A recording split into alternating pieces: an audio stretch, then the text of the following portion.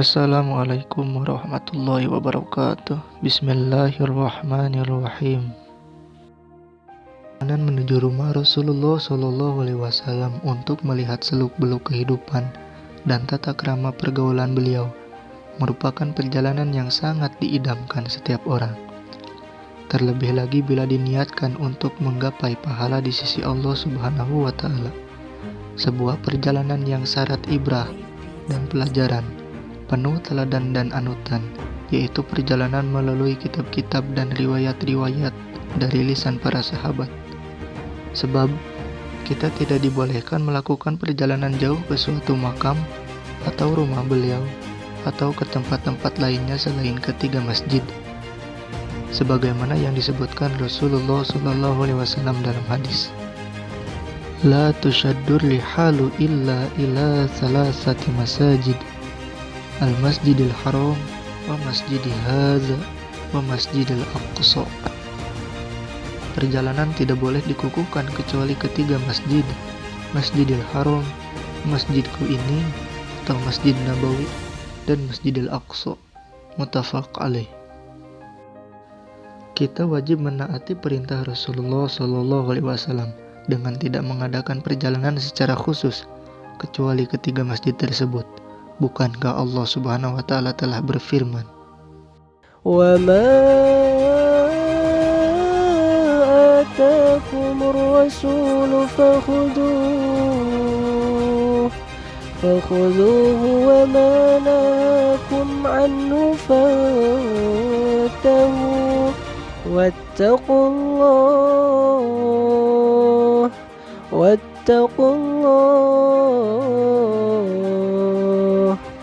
innallaha syadidul iqab." kita tidak boleh melakukan kunjungan ke tempat-tempat bersejarah peninggalan Rasulullah SAW. Ibnu Waddah berkata, Umar radhiyallahu anhu telah memerintahkan untuk menebang pohon tempat Rasulullah SAW dibaiat, sebab orang-orang banyak mengunjungi pohon tersebut untuk sholat di sana. Umar radhiyallahu anhu khawatir mereka terfitnah atau tersesat jatuh ke dalam dosa syirik. Kisah tersebut dapat dilihat dalam Sahih Al-Bukhari dan Muslim. Ibnu Taimiyah rahimahullah memberikan komentar mengenai kunjungan ke Gua Hiro. Sebelum diangkat menjadi Rasul, beliau sering menyendiri untuk beribadah di sana, dan di sanalah pertama kali wahyu diturunkan kepada beliau. Akan tetapi, setelah itu beliau tidak pernah sama sekali mengunjunginya, bahkan tidak pernah mendekatinya. Demikian pula sahabat-sahabat beliau. Beliau menetap di kota Makkah selama lebih kurang 10 tahun, namun tidak pernah sekalipun beliau mengunjunginya lagi atau mendekati ke atasnya. Demikian pula kaum mukminin yang menetap bersama beliau di kota Makkah. Setelah beliau berhijrah ke Madinah, beliau berkali-kali memasuki kota Makkah, seperti pada saat menunaikan umroh Hudaybiyah, saat penaklukan kota Makkah, di mana beliau berdiam selama 20 hari di sana, pada saat menunaikan umroh Jirana, namun beliau tidak pernah mendatangi Gua Hiro atau mengunjunginya. Lihat Majmu' Fatawa Ibnu Taimiyah 27 halaman 251. Sekarang kita akan mengunjungi kota Madinah Nabawiyah. Bangunannya mulai terlihat di hadapan kita. Itulah Gunung Uhud yang dikatakan Rasulullah SAW, "Hadza jabalun yuhibbuna wa nuhibbu." Ini adalah gunung yang mencintai kami dan kami pun mencintainya. Muttafaq alaih. Sebelum memasuki kediaman Rasulullah, marilah kita lihat sejenak bentuk bangunannya. Janganlah terperanjat bila kita hanya menyaksikan sebuah bangunan kecil dengan tempat tidur yang sangat sederhana. Sebab Rasulullah adalah seorang yang sangat zuhud terhadap dunia.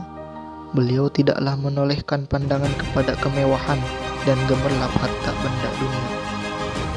Namun yang menjadi penyejuk mata hati beliau hanyalah ibadah sholat, sebagaimana yang disebutkan dalam hadis riwayat An-Nasa'i.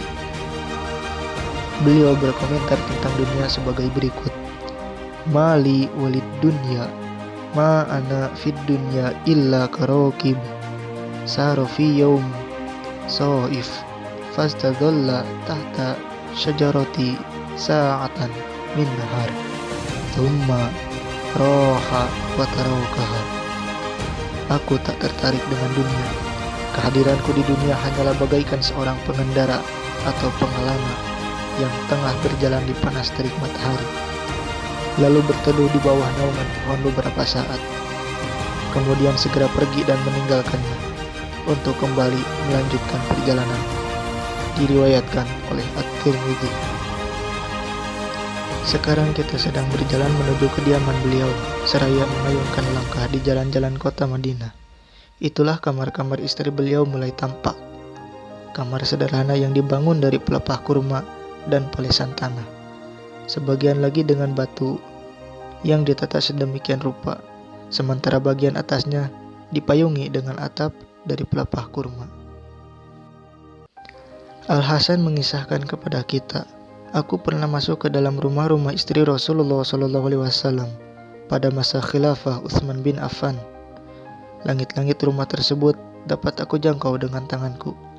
Lihat di buku At-Tabaqat Al-Kubra karangan Ibnu Sa'ad, dan lihat juga kitab As-Sirah An-Nabawiyah karangan Ibnu Katsir.